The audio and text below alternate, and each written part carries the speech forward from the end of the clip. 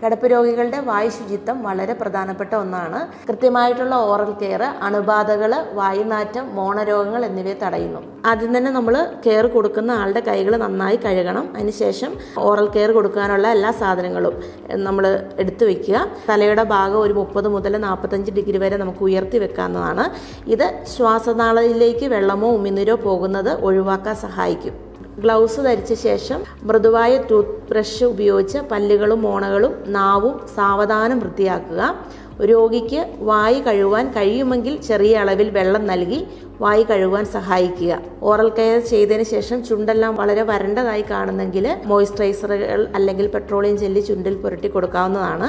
Oral care ചെയ്യുമ്പോൾ വായിൽ മുറിവുകൾ, വെളുത്ത പാടുകൾ, രക്തസ്രാവം, ദുർഗന്ധം എന്നിവ ഉണ്ടോ എന്ന് ശ്രദ്ധിക്കണം. ഇത്തരം ലക്ഷണങ്ങൾ കണ്ടാൽ ആരോഗ്യ പ്രവർത്തകരെ അറിയിക്കുക. കിടപ്പ് രോഗികൾക്ക് ദിവസത്തിൽ കുറഞ്ഞത് 2 തവണ ഓറൽ കെയർ നൽകുന്നത് നല്ലതാണ്.